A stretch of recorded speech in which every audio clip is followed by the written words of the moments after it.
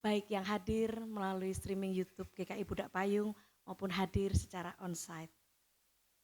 Ibadah pada pagi hari ini akan dilayani oleh Pendeta Emeritus Andreas Gunawan dari GKI Peterongan dengan tema Ugah Hari sebagai Jalan Pertobatan. Waktu teduh sejenak bagi Bapak Ibu Saudara terkasih.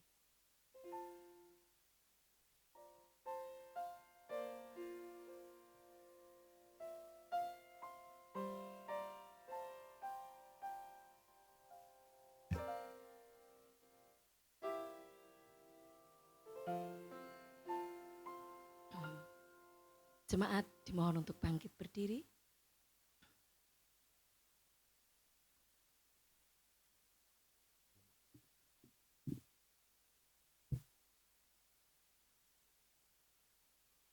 Seperti suara yang berseru, persiapkan di padang gurun jalan masuk untuk Tuhan.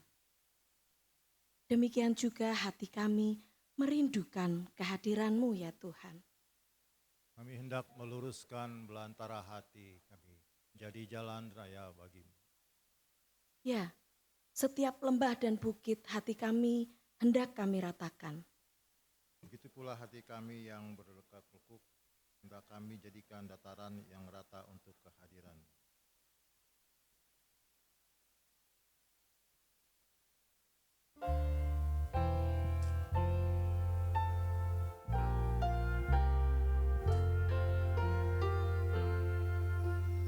Dua lilin kita nyalakan, menyinari hati sedih di tengah-tengah kegelapan. Nur iman tetap berseri.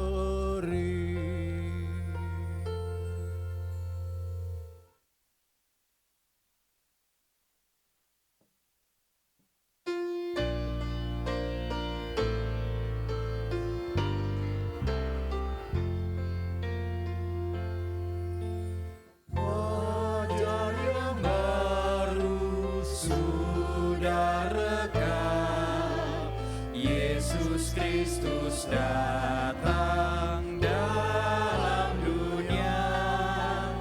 Hari bahagia tinggal tetap, siapkan segera jalan baginya. Siapkan segera jalan baginya. Kabar yang baik nyanyikanlah, Yesus Kristus datang dalam dunia. Suara yang nyaring pun bergema, siapkan segera jalan baginya. Siapkan segera jalan baginya.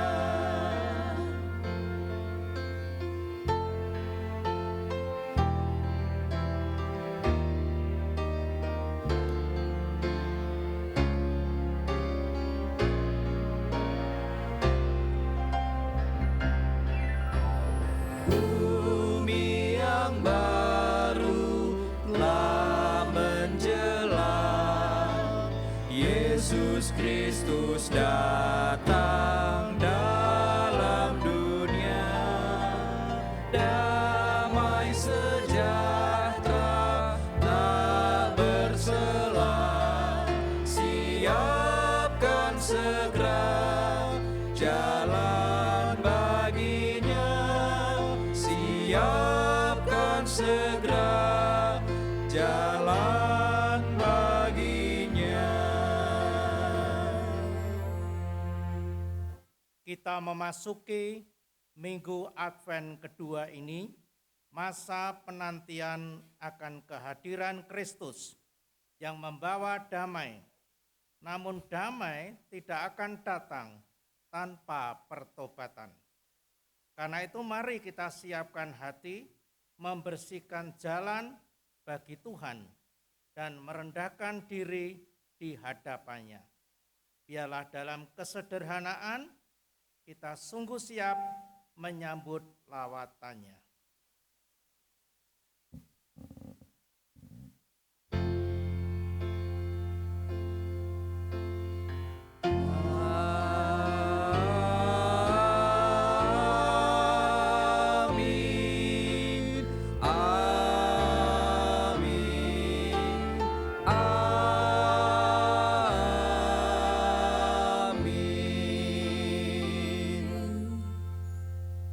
Kasih karunia dan damai sejahtera dari Allah Bapa yang sedang melawat dunia dengan kasih dan kebenarannya menyertai saudara-saudara semua.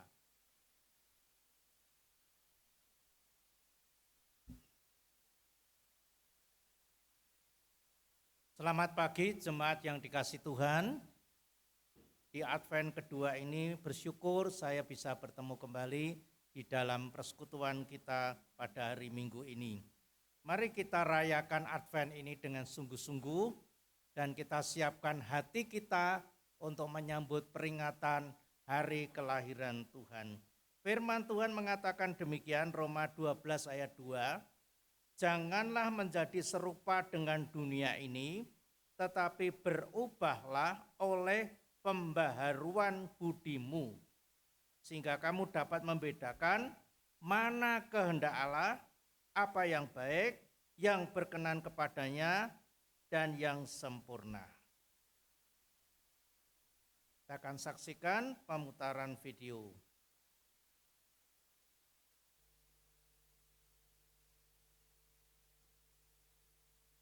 Rika, mari kita mulai. Apa yang paling kamu takuti?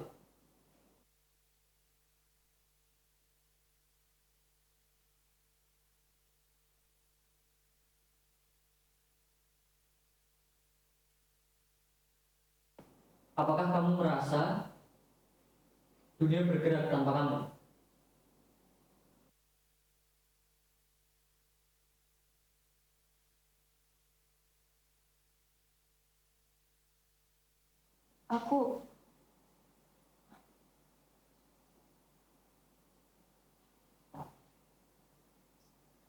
Aku merasa nggak ada yang peduli.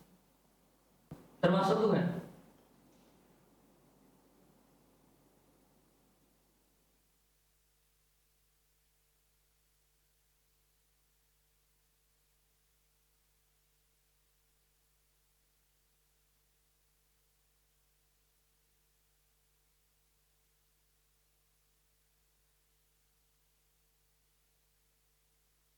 Dengarkan baik-baik, Mika.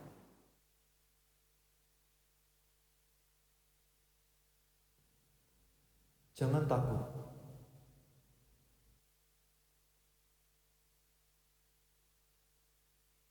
Aku datang untuk kamu, Mika.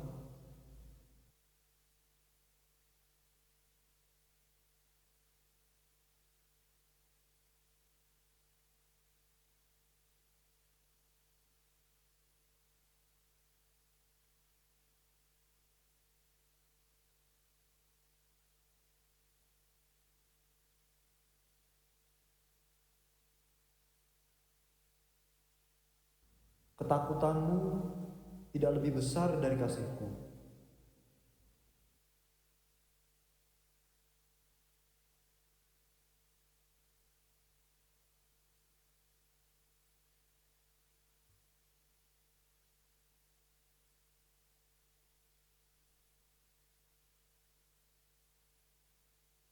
Aku telah datang.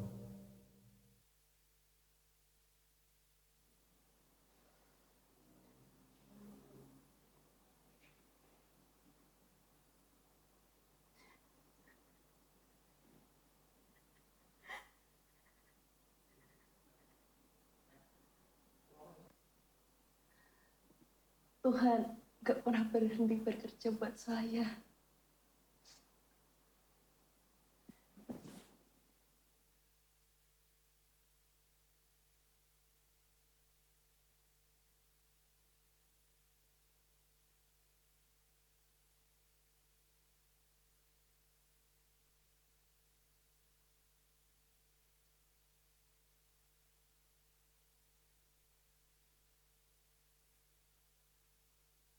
Ya, itulah secuil kisah yang ditampilkan dalam drama. Tunggu tanggal mainnya untuk bisa melihat selengkapnya tanggal 25 Desember dalam ibadah dan perayaan Natal pagi hari pukul 8.25 Desember. Sebuah kisah yang pada ujungnya akan menceritakan tentang kesaksian lawatan Allah bagi umatnya, bagi saudara-saudara dan saya juga. Dan sejalan dengan tema kita hari ini, kita diajak untuk perlahan-lahan memaknai bagaimana Tuhan menyertai hidup kita sepanjang hari-hari di sepanjang tahun yang segera akan berakhir 2025. Ogah hari, itulah yang akan menjadi tema kita. Ogah hari sebagai jalan pertobatan. Jadi ogah hari itu artinya kesederhanaan, sikap, langkah yang biasa dalam hati dan perjalanan hidup kita sehari-hari. Nah, kita berharap sekali tanggal 25 Desember Bapak Ibu saudara-saudara bisa hadir untuk ibadah khusus di Natal tahun ini dan menyaksikan drama yang akan dilanjutkan besok.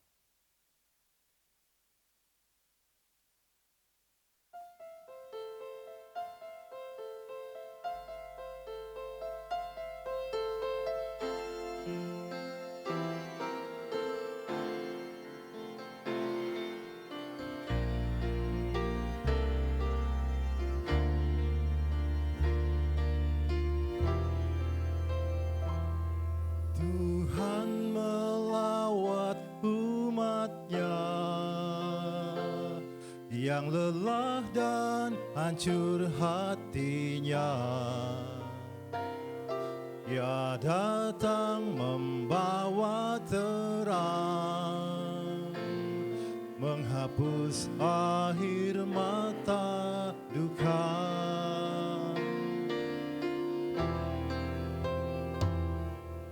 Tuhan melawat umatnya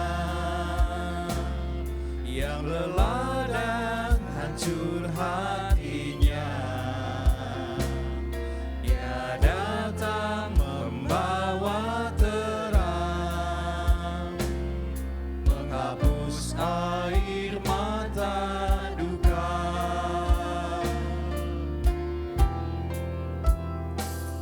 Tuhan melawat umatnya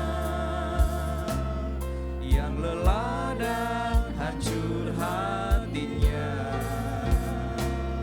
Ia datang membawa terang, menghapus air mata duka.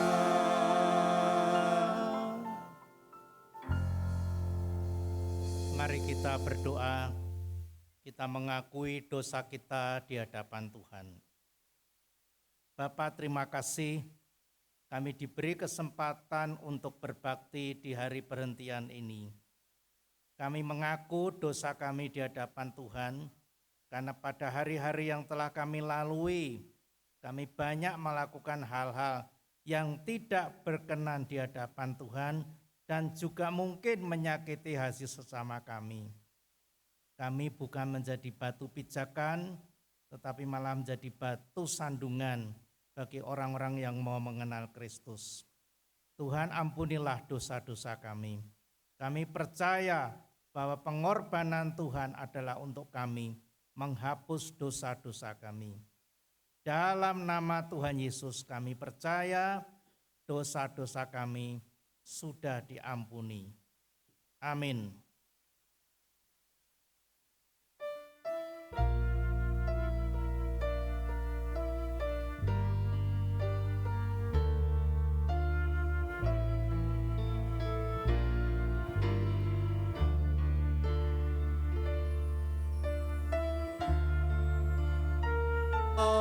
Aku yang lemah, ya Tuhan Maha Kuasa,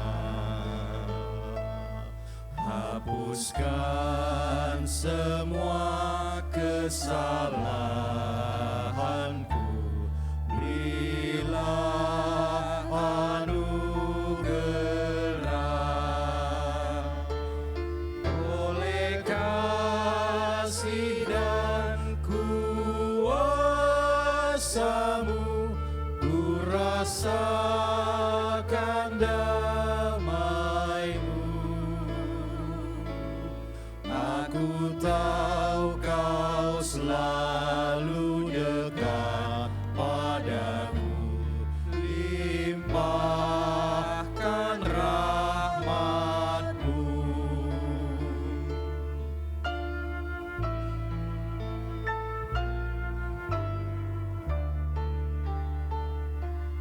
Kini aku sadari dosaku dan segala kekuranganku, namun kasih-Mu tetap padaku, sucikan diriku. Ku serahkan seluruh hidupku pada Tuhan yang benar. Hatiku selalu bersyukur, bergemar dan berbahagia.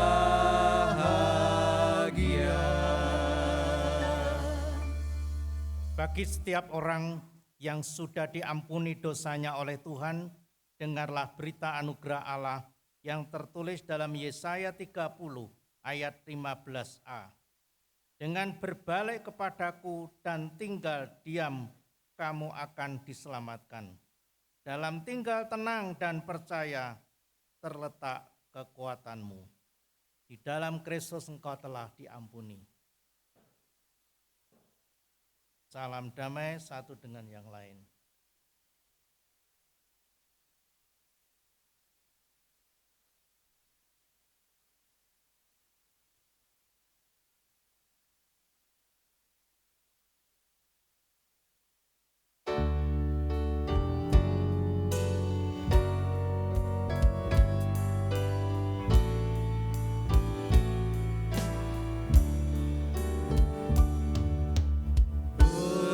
Berserah kepada Yesus, tubuh, roh, dan jiwaku.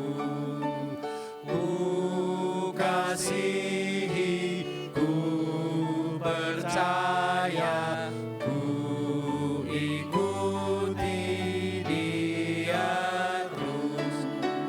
Aku berserah, aku berserah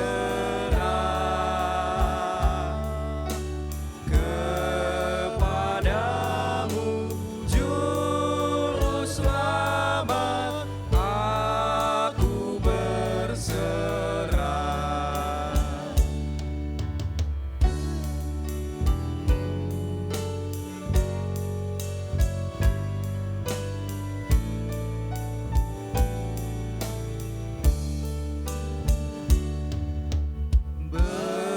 Berserah kepada Yesus, di kakinya ku sujud. Nikmat dunia ku tinggalkan, Tuhan terima anakku. Aku berserah, aku berserah kepadamu, Juru Selamat.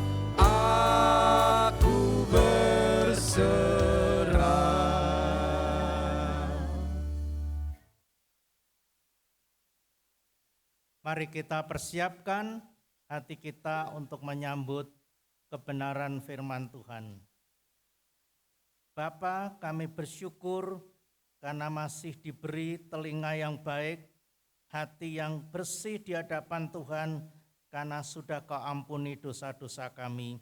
Sekarang waktunya kami akan menyambut firman-Mu yang Kau beritakan kepada kami semua. Berbicaralah Tuhan, kami mau mendengar. Tolonglah kami untuk mengerti dengan kuasa Roh-Mu yang kudus. Dan berikan pada kami juga kuasa Roh Kudus-Mu, kami bisa melakukannya dalam hidup kami. Dalam nama Tuhan Yesus, kami berdoa. Amin.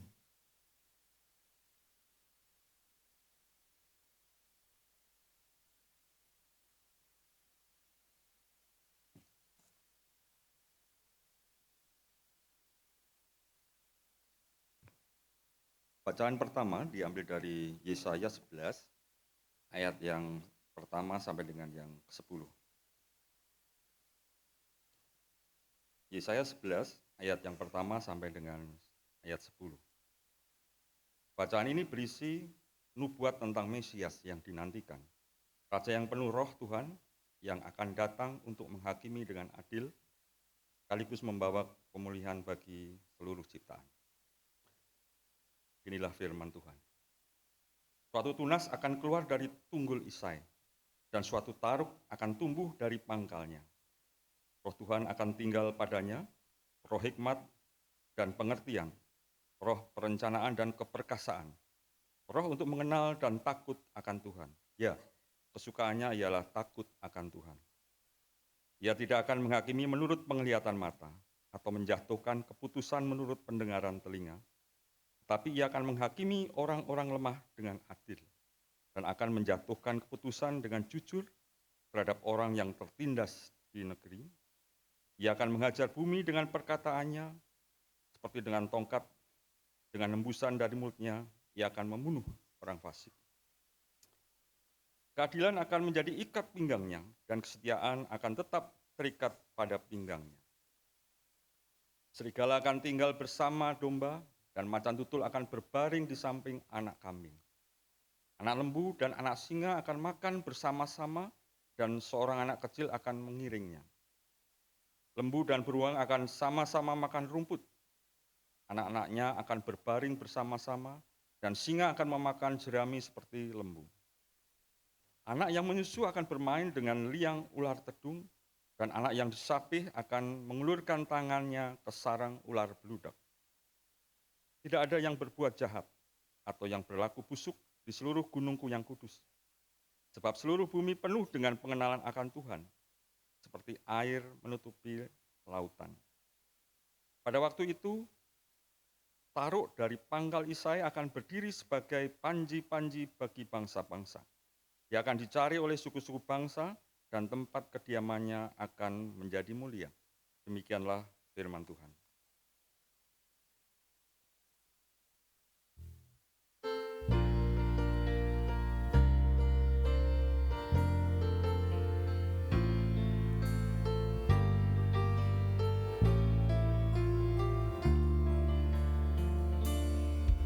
Padamu ya Tuhan aku berlindung, jangan biarkan ku mendapat malu. Padamu ya Tuhan aku berlindung, jangan biarkan ku mendapat malu. Padamu ya Tuhan aku berlindung, jangan biarkan ku mendapat malu. Padamu ya Tuhan aku berlindung, jangan biarkan ku mendapat malu. Lepaskanlah dan luputkanlah aku, Sendengkanlah telinga, selamatkanku. Bagikulah kau kubu pertahanan, gunung batu tempatku berteduh. Padamu ya Tuhan aku berlindung, jangan biarkan ku mendapat malu. Padamu ya Tuhan aku berlindung, jangan biarkan ku mendapat malu. Luputkanlah ku dari orang fasik, dari cengkraman orang lalim dan kejam. Sebab Engkaulah ya Tuhan harapanku, sejak muda Kau kepercayaanku. Padamu ya Tuhan aku berlindung, jangan biarkan ku mendapat malu. Padamu ya Tuhan aku berlindung, jangan biarkan ku mendapat malu. Kepadamu ya Tuhan ku bertobat, sejak aku ada dalam kandungan. Kau keluarkan ku dari perut ibu, Kaulah saja yang selalu aku puji. Padamu ya Tuhan aku berlindung, jangan biarkan ku mendapat malu. Padamu ya Tuhan aku berlindung, jangan biarkan ku mendapat malu.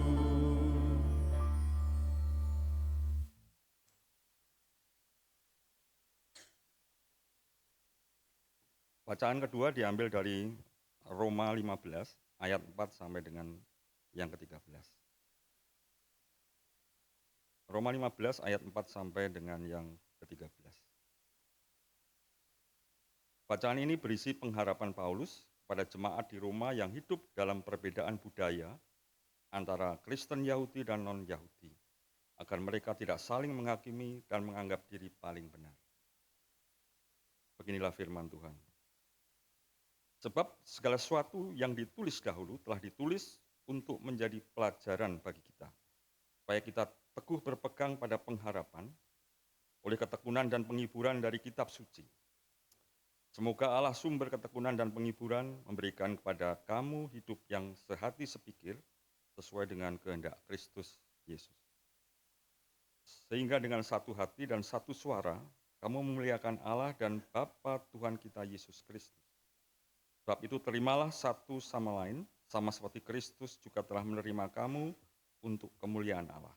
Maksudku, demi kebenaran Allah, Kristus telah menjadi pelayan orang-orang bersunat untuk mengokohkan janji yang telah diberikannya kepada bapa-bapa leluhur, dan untuk memungkinkan bangsa-bangsa memuliakan Allah karena rahmat-Nya, seperti tertulis, sebab itu aku akan memuliakan engkau di antara bangsa-bangsa dan menyanyikan pujian bagi namamu. Selanjutnya, bersukacitalah hai bangsa-bangsa dengan umat-Nya. Dan lagi, pujilah Tuhan, hai kamu semua bangsa, dan biarlah segala suku bangsa memuji Dia. Selanjutnya kata Yesaya, tunas Isai akan muncul dan ia akan bangkit untuk memerintah bangsa-bangsa, dan kepadanya lah bangsa-bangsa akan menaruh harapan. Semoga Allah sumber pengharapan memenuhi kamu dengan segala sukacita dan damai sejahtera dalam iman kamu, supaya oleh kuasa Roh Kudus kamu berlimpah-limpah dalam pengharapan. Demikianlah firman Tuhan.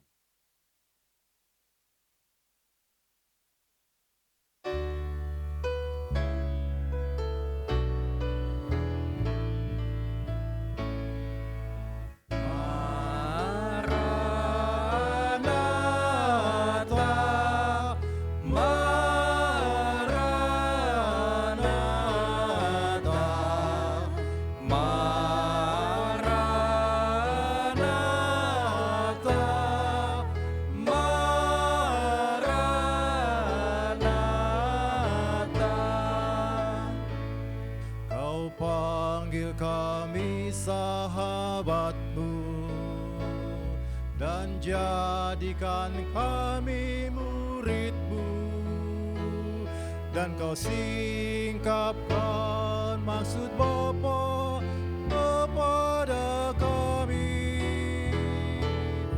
Maranatha,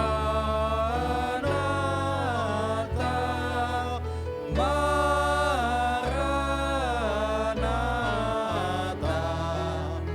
Maranatha,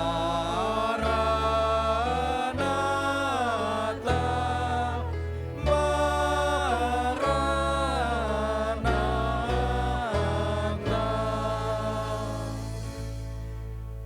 Dengarkanlah Injil Tuhan kita Yesus Kristus menurut Matius 3 ayat 1 sampai dengan 12. Pada waktu itu tampillah Yohanes Pembaptis di padang gurun Yudea dan memberitakan, "Bertobatlah, sebab kerajaan surga sudah dekat. Sesungguhnya dialah yang dimaksudkan Nabi Yesaya ketika ia berkata, ada suara orang yang berseru-seru di padang gurun, persiapkanlah jalan untuk Tuhan, luruskanlah jalan raya baginya." Yohanes memakai jubah bulu onta dan ikat pinggang kulit, dan makanannya belalang dan madu hutan. Lalu datanglah kepadanya penduduk dari Yerusalem, dari seluruh Yudea dan seluruh daerah sekitar Yordan. Sambil mengaku dosanya, mereka dibaptis oleh Yohanes di sungai Yordan. Ketika ia melihat banyak orang Farisi dan orang Saduki datang untuk dibaptis, berkata ia kepada mereka, "Hai, kamu keturunan ular berbisa, siapakah yang memperingatkan kamu supaya melarikan diri dari murka yang akan datang? Jadi hasilkanlah buah yang sesuai dengan pertobatan. Janganlah mengira bahwa kamu dapat berkata dalam hatimu, Abraham adalah bapa leluhur kami. Karena aku berkata kepadamu, Allah dapat menjadikan anak-anak bagi Abraham dari batu-batu ini. Kapak sudah tersedia pada akar pohon, dan setiap pohon yang tidak menghasilkan buah yang baik akan ditebang dan dibuang ke dalam api. Aku membaptis kamu dengan air sebagai tanda pertobatan, tetapi ia yang datang kemudian setelah aku lebih berkuasa daripada aku, dan aku tidak layak melepaskan kasutnya. Ia akan membaptis kamu dengan Roh Kudus dan dengan api.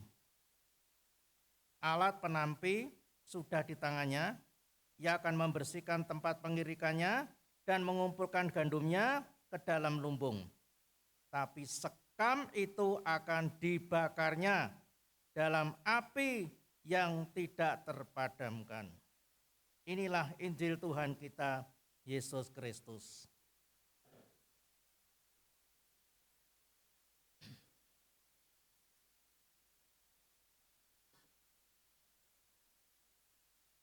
Uga hari sebagai jalan pertobatan. Saudara-saudara, uga hari itu artinya kesempatan. Apa yang ada, yang biasa, bukan istimewa. Kenapa dipakai kata uga hari? Saya berpikir ini memang dipakai untuk menggoda kita semua. Supaya kita tuh belajar, dan belajar. Zaman sudah berubah, kita memasuki zaman modern. Ya. Di kampung-kampung sudah tidak ada tulisan tukang cukur, tidak ada. Semua barber shop. Ya. Malah ada orang yang menerjemahkan, saya akan mencoba shop yang di sana. Shop Obarabir. Loh, itu bukan warung, itu tukang cukur. Barber shop. Ayam goreng ada? Tidak ada. Fried chicken, no, coba. Semua sudah berubah. Jadi kalau kita hari ini tidak belajar, kita tuh akan ketinggalan. Tidak masalah. Saudara sudah lanjut usia atau mungkin dulu sekolahnya hanya S1. S1 itu SD. Ya. S2, SMP, S3, SMA. Tapi sebagai orang beriman, kita harus sampai S3. S3 itu artinya setia sampai selesai. Setia sampai surga, jangan mandek di tengah. Nah, Ugahari itu saya terjemahkan dengan apa? Kesempatan sebagai jalan pertobatan. Kita masuk minggu kedua Advent. Advent itu apa? Penantian, saudara. Adventnya ada 4. Sampai 4 nanti sudah selesai, lalu kita masuk Natal. Nah, dalam masa penantian ini, apa yang kita lakukan? Biasanya kalau sudah bilang sebentar lagi Natal, yang dipikir apa? Pakaian baru, sepatu baru, pokoknya apa-apa serba baru. Ya. Lalu gereja sudah menyiapkan macam-macam untuk perayaan dan sebagainya, panitia dibentuk dan sebagainya. Advent itu bukan hanya menyiapkan perlengkapan jasmani saja, tapi juga perlengkapan rohani. Itu yang lebih penting. Apa yang akan saya lakukan setelah Natal? Ya. Yang saya lakukan setelah Natal itu apa? Jadi selama Natal ini mari kita koreksi. Saya terus terang mengatakan ada orang Kristen yang menurut saya aneh. Dia datangnya ke gereja itu cuma pada hari Natal. Tiap minggu tidak datang. Di hari Natal itu datang, katanya kalau saya datang di hari Natal itu semua dosa saya selama setahun diampuni. Itu hari melebur dosa. Hari melebur dosa katanya. Nah, nanti di tahun baru dia mau berbuat apa lagi ya terserah. Nah, nanti Natal yang akan datang lagi. Ngelebur dosa lagi.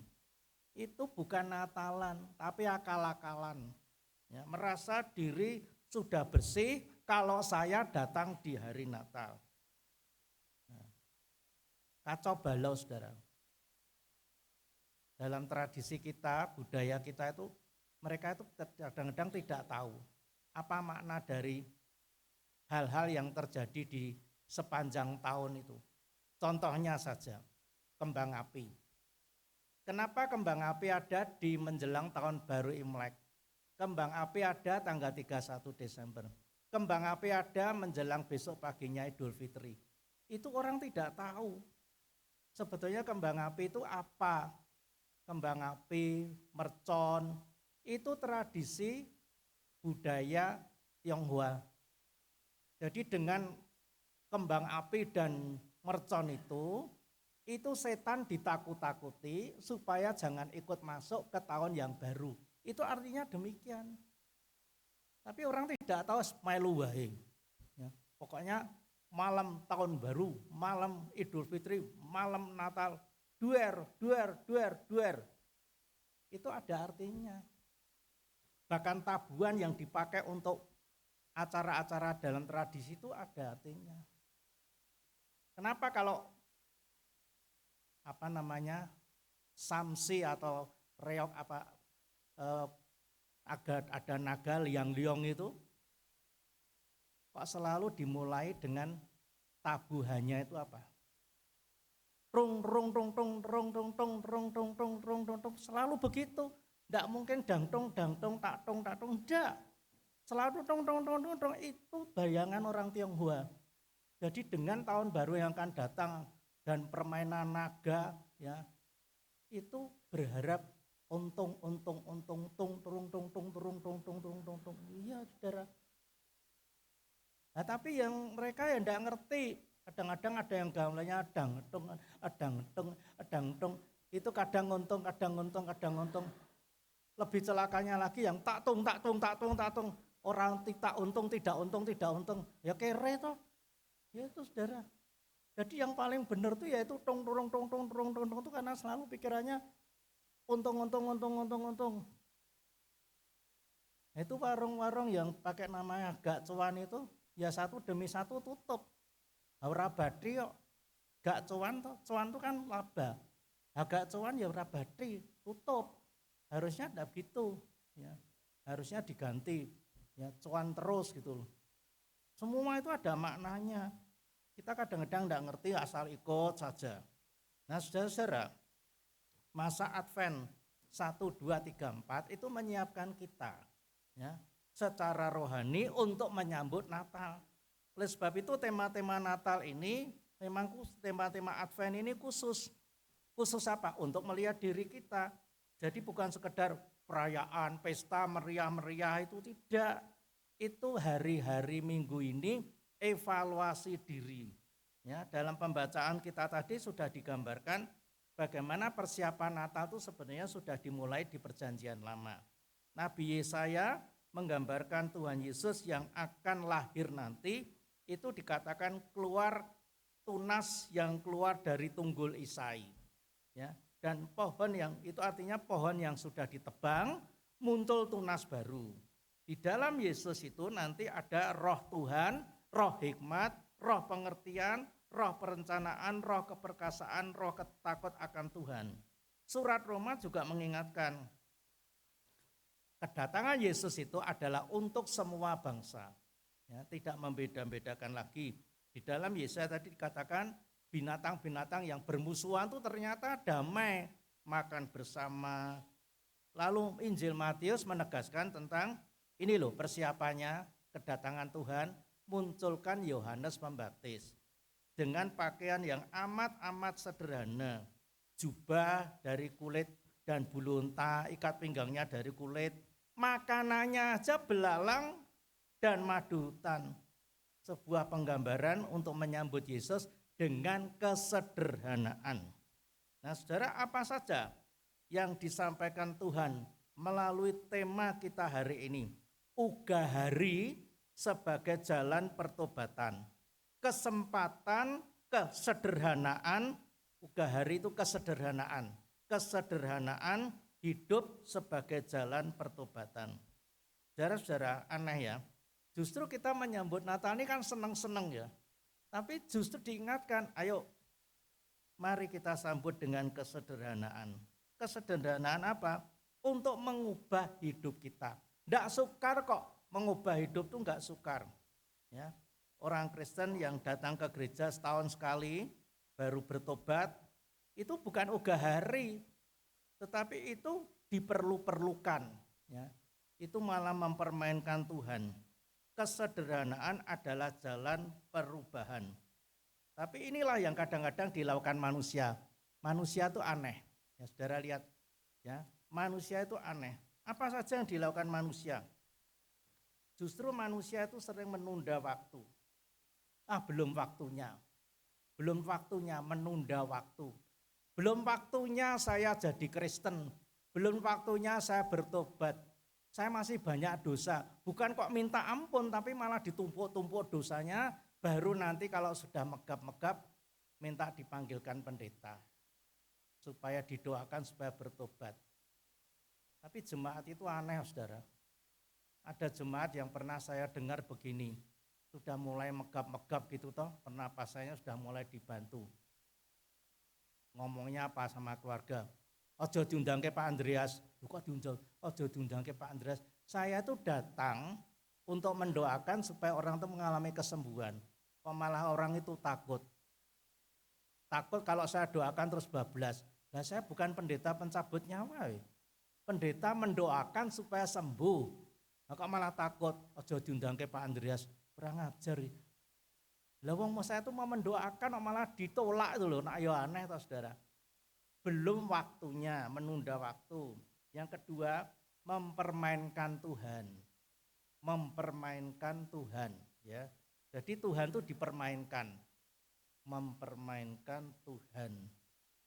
Kok enggak keluar ini? Oh iya, loh, ngumpet neh. Mempermainkan Tuhan ini malah mempermainkan. Tolong dibantu ini saya ini. Ini kok malah dipermainkan.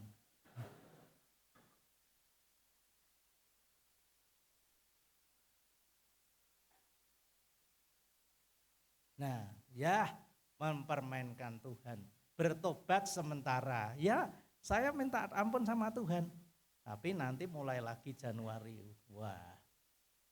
Berbuat dosa lagi. Itu namanya mempermainkan Tuhan. Selagi sehat, enggak apa-apa lah. Bolos sekali enggak apa-apa hari Minggu. Ya.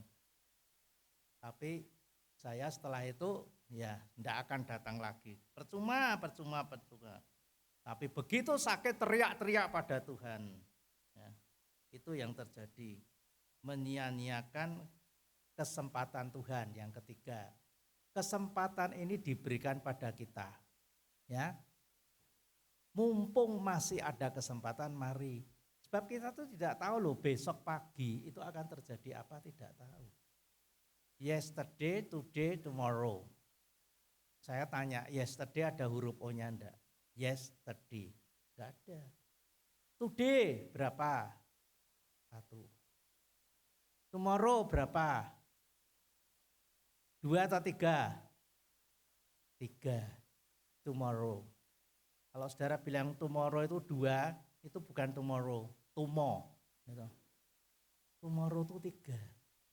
Nah, apa huruf O itu? O itu opportunity, kesempatan. Kemarin sudah tidak ada, hari ini only 1. Tapi besok masih 3, siapa yang tahu besok itu masih ada kesempatan. Banyak yang terjadi loh, pulang dari gereja tahu-tahu bek, loh kok kemarin masih kelihatan di gereja kok sudah pindah ke rumah duka. Loh, karena serangan jantung mendadak, kita enggak tahu besok pagi ada kesempatan enggak.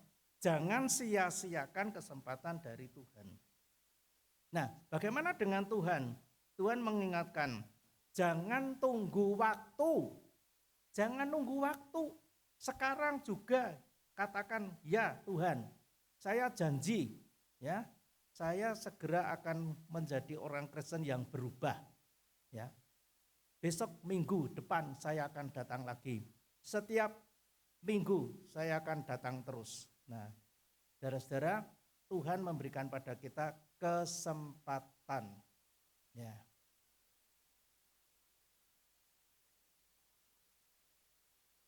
Saudara-saudara yang dikasihi Tuhan, kita akan tahu bahwa bagaimana hari ini sepertinya kita diingatkan Tuhan. Segera, waktunya sudah dekat. Nah, sekarang mari kita lihat apa yang disampaikan Tuhan kepada kita melalui 3 hal yang mau saya sampaikan ini. Ya.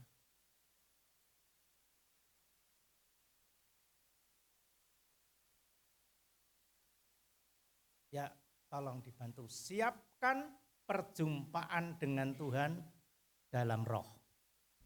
Ya, kita tidak mungkin ketemu Tuhan. Nanti setelah saya pulang nih saya mau ketemu Tuhan di mall. Ya tidak ada. Persiapkan perjumpaan Tuhan dalam roh. Ya, artinya yang kita pikir itu jangan cuma hadiah-hadiah Natal, kado Natal, tapi pengalaman rohani apa yang saya alami selama tahun 2025 ini. Ya. Itu hadiah dari Tuhan. Oh, ternyata saya ini sungguh-sungguh sudah mengalami jumpa dengan Tuhan. Karena peristiwa-peristiwa alami yang kita jalani ini kadang-kadang tidak kita sadari itu pertolongan Tuhan. Kita ngomongnya begini, oh itu kebetulan. Hampir saja saya terlindas mobil, tapi kebetulan mobilnya itu langsung mogok. Nah, kita mengatakan apa? Itu kebetulan. Bukan kebetulan. Itu pertolongan Tuhan, ajaib Tuhan, itu pengalaman rohani. Pengalaman rohani itu sederhana. Kalau saudara mau mengalami pengalaman rohani, mulailah dari diri sendiri. Tiap hari baca firman, tiap hari doa, setiap minggu datang ke rumah Tuhan, jangan lupa. Tugasnya orang Kristen itu, panggilan orang Kristen itu BBM kalau mau tahu. BBM itu apa? Bukan bahan bakar minyak, tapi bersekutu, bersaksi, melayani. Kalau setiap minggu ini datang, itu berarti saudara sudah melakukan yang pertama, bersekutu. Ya. Bersaksi itu melalui kata dan perbuatan kita ditonton orang. Oh, orang Kristen tuh begini. Dan melayani, saudara punya talent apa, punya karunia apa, pakai untuk melayani Tuhan. Itu baru BBM. Mobil nggak ada BBM ya mogok. Itu di Sumatera, di Aceh yang sekarang sedang kebanjiran tuh mati transportasi di sana. Karena pengiriman BBM tidak bisa kok. Di tempat-tempat yang harusnya itu setiap kali mobil datang ngisi BBM ya enggak ada, sudah mogok sudah.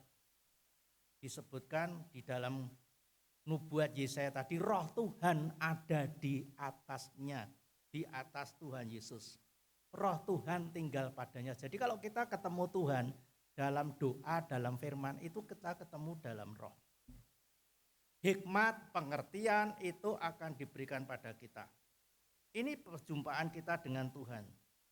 Bukan bertemu gaduk lalu, oh ini Tuhan. Malah mungkin saudara nanti bingung.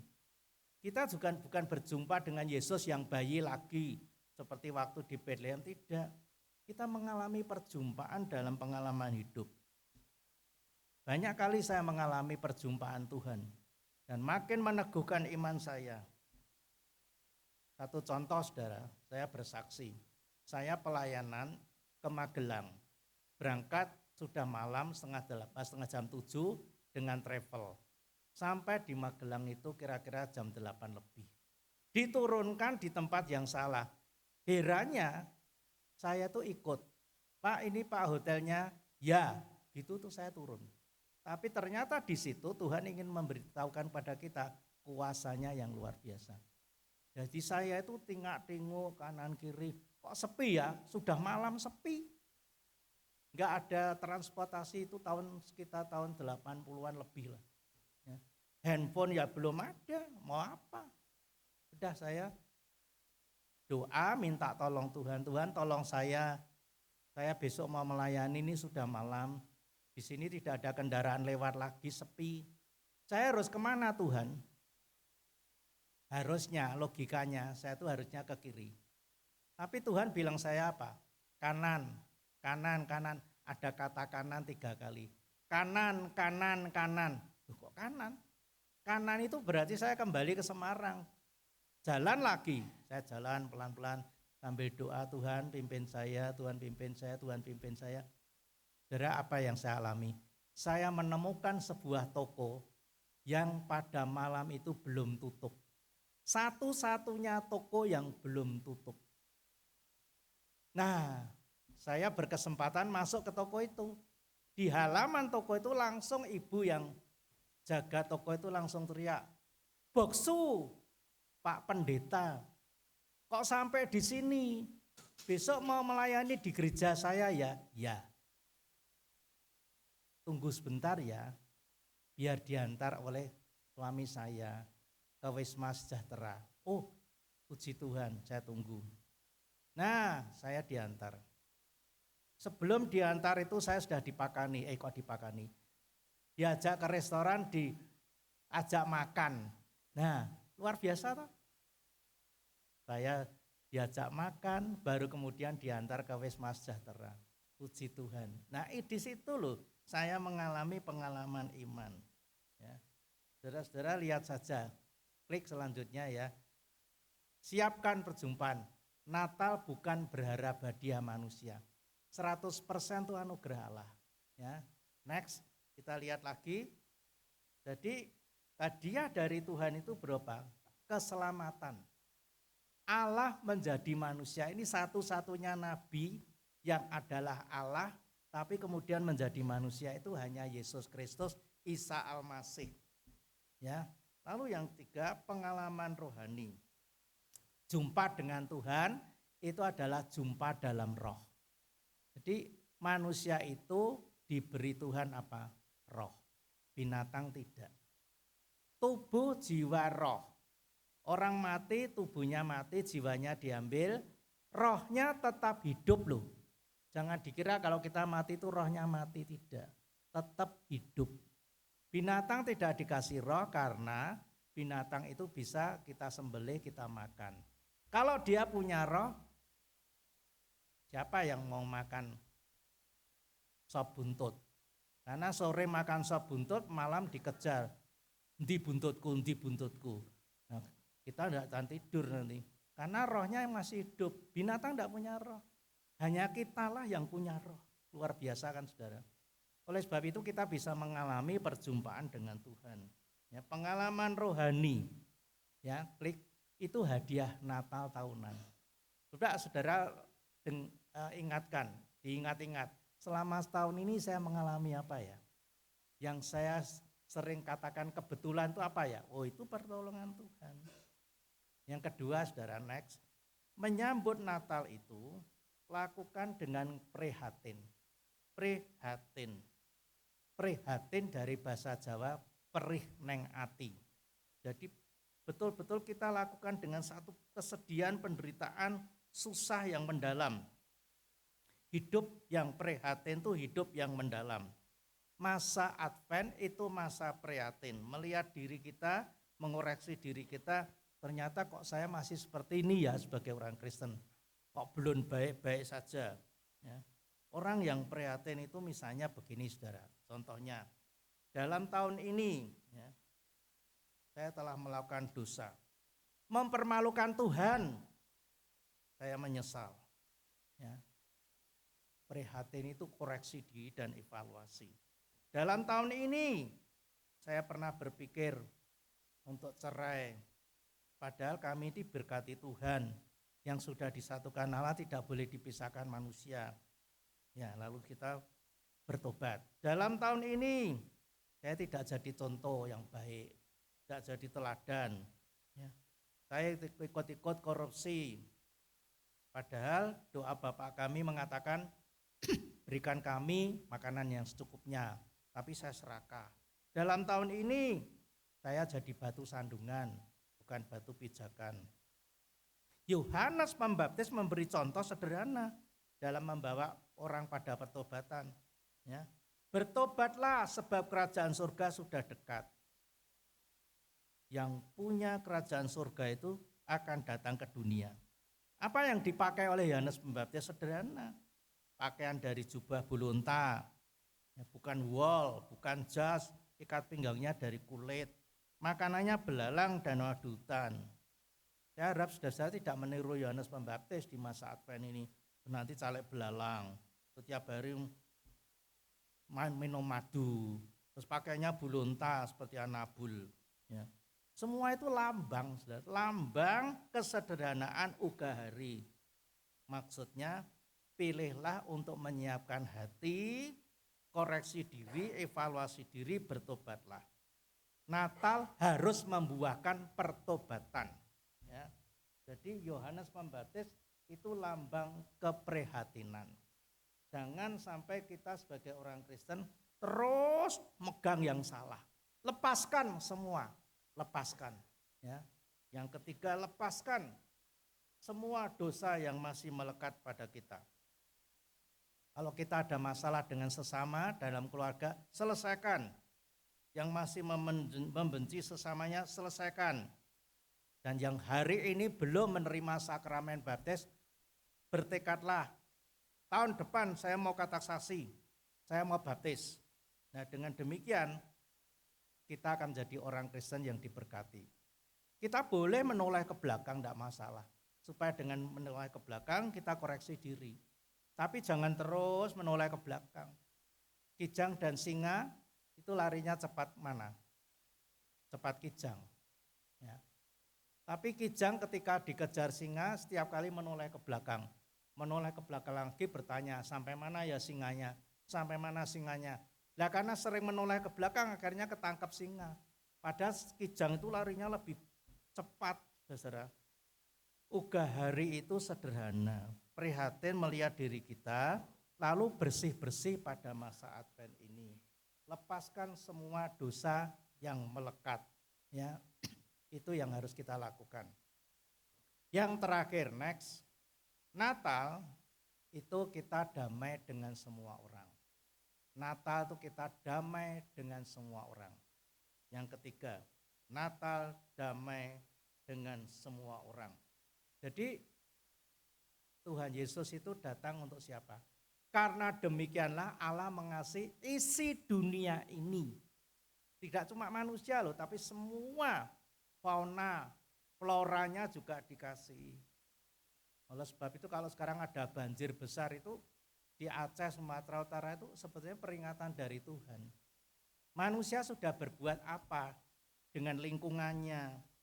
Natal kelahiran Yesus bukan hanya untuk orang Kristen, tapi untuk semua orang ya, yang percaya kepadanya.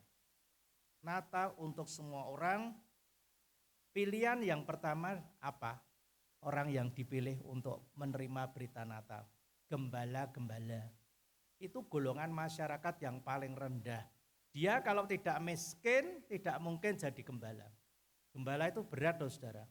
Karena harus berjaga pada malam hari, membentengi domba-domba dari binatang buas. Jangan bayangkan seperti sekarang ini ada kurungan, ya.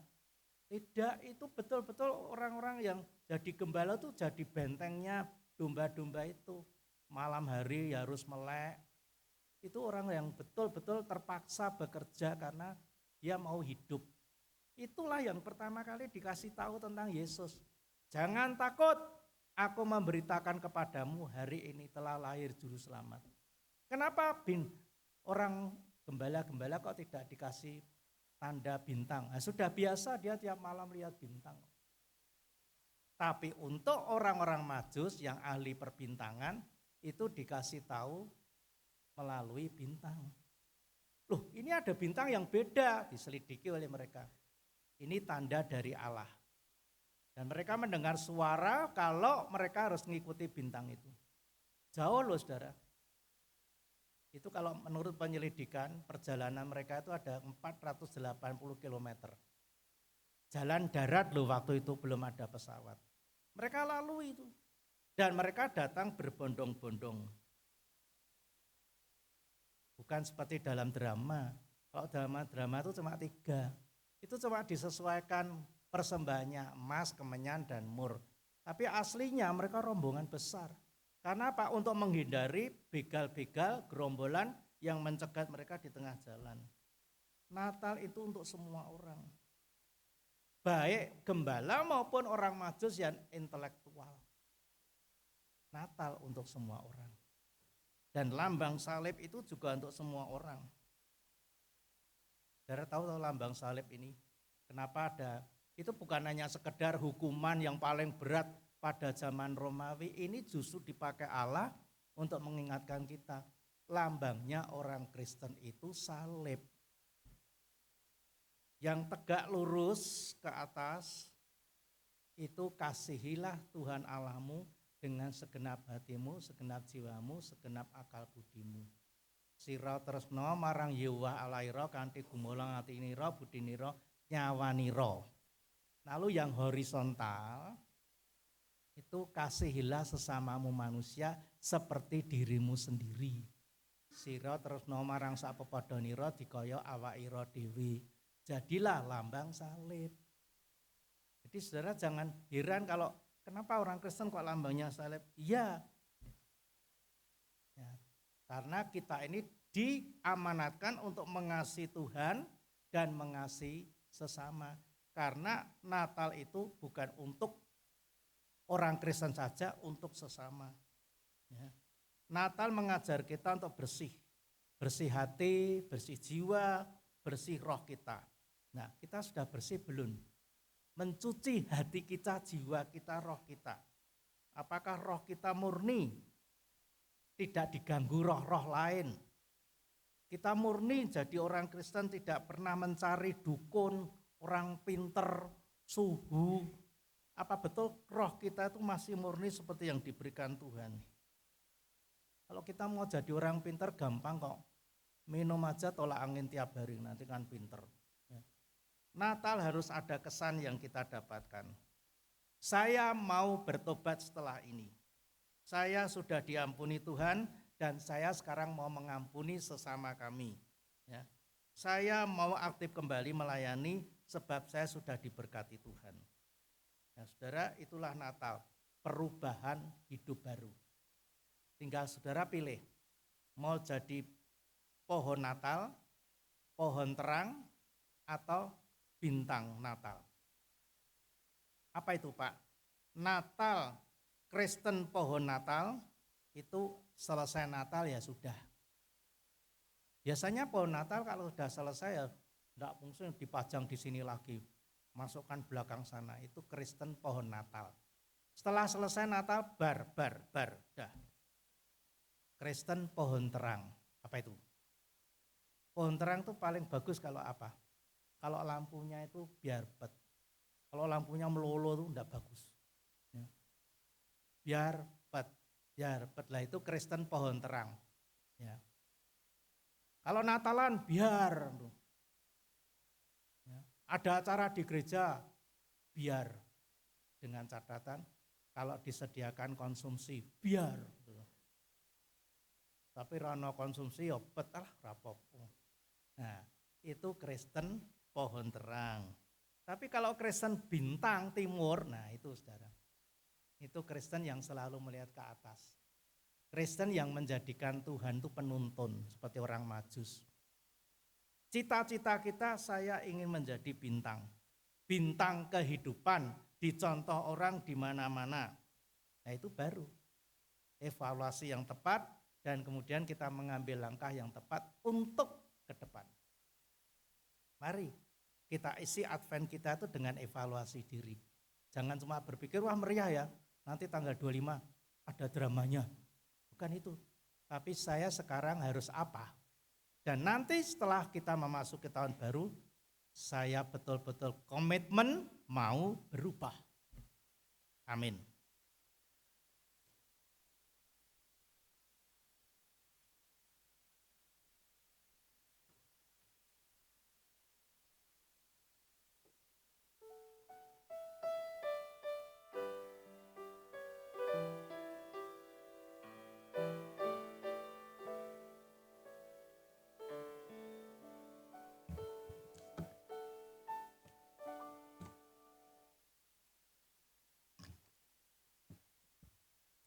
Dengan bangkit berdiri, marilah kita bersama dengan umat Allah di masa lalu, masa kini dan masa depan, mengingat pengakuan pada baptisan kita menurut pengakuan iman rasuli yang berbunyi demikian.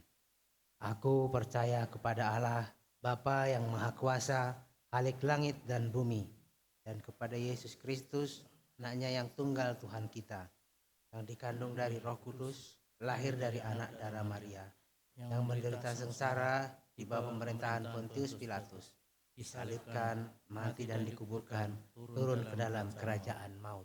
Pada hari yang ketiga, bangkit pula dari antara orang mati, naik ke surga, duduk sebelah kanan Allah, Bapa yang Maha Kuasa. dan dari sana ia akan datang untuk menghakimi orang yang hidup dan yang mati. Aku percaya kepada Roh Kudus, gereja yang kudus dan am, persekutuan orang kudus, pengampunan dosa, bangkitan orang mati, dan hidup yang kekal. Amin. Silakan duduk kembali. Mari kita menaikkan doa syafaat kepada Tuhan. Bapa di surga, menjelang akhir ibadah ini kami berdoa untuk bangsa dan negara kami. Tolonglah Tuhan, situasi yang saat ini ada banyak hal yang tidak menentu, Tuhan sendiri yang mau mengarahkan pemimpin-pemimpin bangsa kami. Biarlah mereka boleh rendah hati untuk memimpin bangsa ini dan bukan hanya berpikir untuk mementingkan dirinya sendiri. Berkati juga kota Semarang supaya tetap aman, damai, sejahtera, dan kami bisa saling merangkul satu dengan yang lain walaupun berbeda etnis, berbeda agama, berbagai profesi. Tuhan tolong kami. Kami doakan untuk jemaat Tuhan yang sakit, kiranya Engkau tetap menjamah dan mendampingi mereka. Yang tidak dapat datang ke gereja, Tuhan sendiri yang melawat. Mereka yang mengalami masalah-masalah keluarga, Tuhan hadirlah di tengah-tengah mereka. Biarlah Roh Kudus membisikkan sesuatu yang baik untuk keluarga yang sedang bermasalah. Kami doakan mereka yang sedang mencari pekerjaan, mereka yang saat ini sedang studi, anak-anak kami, bagaikan mereka yang ada di tingkat sekolah dasar, SLTP, SMA, sampai di perguruan tinggi. Tuhan siapkan mereka dengan hikmat yang dari Tuhan. Tak lupa kami berdoa untuk gereja GKI Pudak Payang yang sudah dewasa ini. Tuhan siapkan seorang hamba Tuhan yang nanti akan menggembalakan jemaat-Mu di tempat ini, dan Tuhan sendiri yang akan memanggil mereka yang sesuai dengan jemaat di tempat ini. Kebutuhan yang diperlukan di jemaat ini untuk mendampingi jemaat-jemaat yang ada di sini. Terima kasih Tuhan, kami doakan juga untuk seluruh majelis jemaat, juga aktivis gereja, Tuhan berkati mereka. Inilah doa kami berdoa dalam nama Tuhan Yesus yang mengajar kami doa Bapa kami.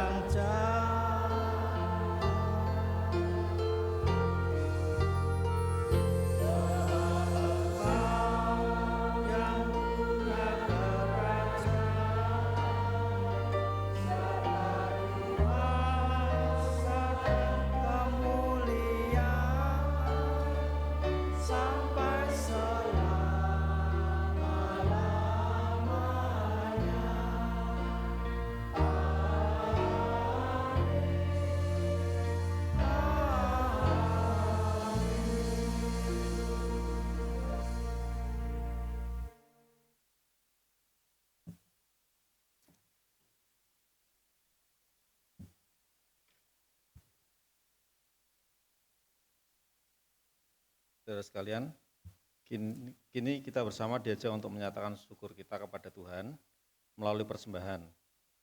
Dimanapun saudara berada, saudara dapat memberikan persembahan minggu, persembahan bulanan, persembahan syukur, persembahan perpuluhan, dan persembahan bangunan melalui 1. Memasukkan persembahan dalam kantong kolekte yang akan diedarkan. 2. Transfer ke rekening bank yang tercantum di layar maupun di warta digital. Yang 3, scan kris melalui aplikasi layanan keuangan digital yang ada. Apabila saudara memberikan persembahan melalui transfer ATM atau kris, tambahkan kode unik pada 2 digit terakhir nominal persembahan saudara. Informasi kode unik dapat Anda temukan pada layar dan warta digital. Saudara yang rindu mendukung renovasi gedung AGP juga dapat memberikan persembahan melalui sampul persembahan renovasi gedung AGP atau transfer ke rekening pembangunan dan juga kris pembangunan yang tercantum pada layar dan warta digital. Sebagai mengingat kita semua, saya akan bacakan nats yang kami ambil dari 1 Petrus 2 ayat 5. Dan biarlah kamu juga dipergunakan sebagai batu hidup untuk pembangunan suatu rumah rohani bagi suatu imamat yang kudus, untuk mempersembahkan persembahan rohani yang karena Yesus Kristus berkenan kepada Allah. Mari sebelum kita lakukan persembahan, kita akan berdoa terlebih dahulu. Kami mengucap syukur Tuhan atas segala berkat-Mu, atas penyertaan-Mu di sepanjang hidup kami. Yang mengucap syukur untuk segala hal yang terjadi dalam kehidupan kami Tuhan. Dan kalau pada hari ini kami bersekutu di tempat ini, beribadah di tempat ini, Tuhan kiranya mau hadir pula dalam langkah kehidupan kami selanjutnya. Terima kasih Tuhan untuk firman-Mu yang disampaikan oleh hamba-Mu Bapak Pendeta Emeritus Andreas Gunawan. Semoga bisa menjadi terang dalam kehidupan kami dan langkah kehidupan kami selanjutnya. Bapak, ajari kami untuk mampu bersekutu, mampu menjadi saksi-saksi-Mu di tengah masyarakat, juga mampu melayani orang-orang di sekitar kami, dan membawa nama-Mu menjadi semakin dipermuliakan. Dan saat ini Tuhan, kami berkesempatan untuk memberikan persembahan. Tuhan kiranya mau menerima persembahan kami, apa yang terbaik dari diri kami persembahan pada saat ini untuk kemuliaan nama-Mu. Berkati pula orang-orang yang akan mengelola persembahan ini, semoga Engkau beri hikmat, sehingga apapun yang diputuskan agar kita untuk kemuliaan nama-Mu saja. Dalam nama Tuhan Yesus kami telah berdoa dan mengucap syukur. Amin.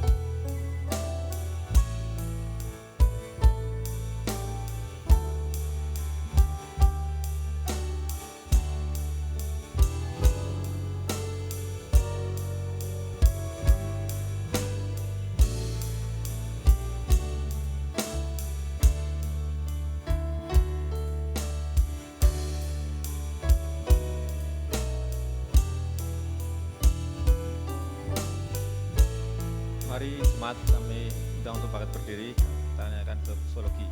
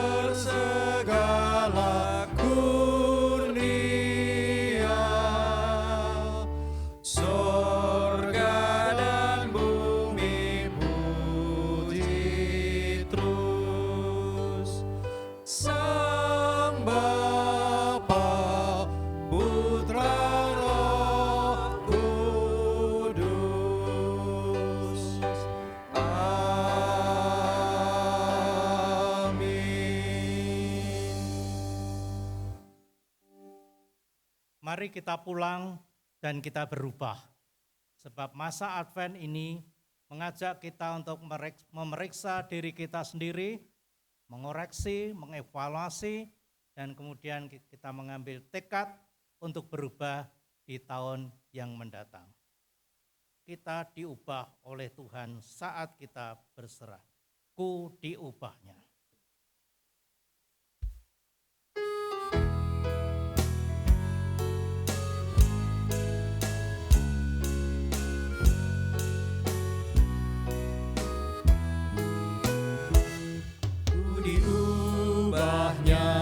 Saat ku berserah kepada Yesus, ku diubahnya hingga jadi baru dan menjadi miliknya. Kegemaran lama telah lenyap dan yang baru lebih berkenan. Ku diubahnya saat ku berserah dan menjadi miliknya.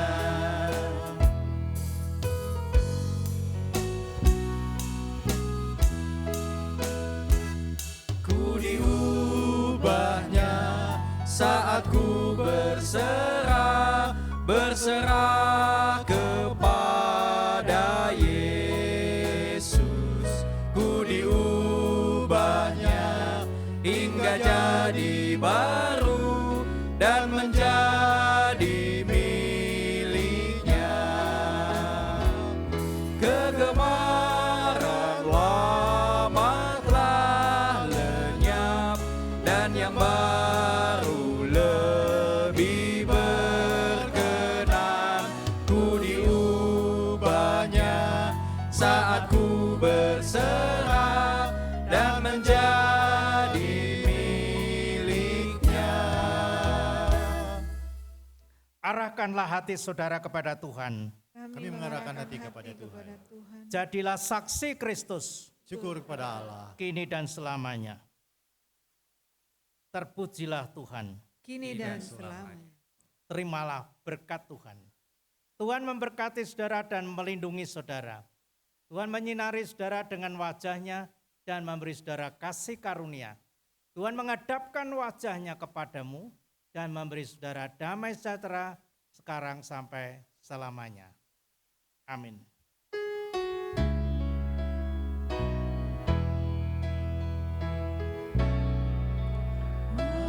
Maranatha, Maranatha, Yesus datanglah.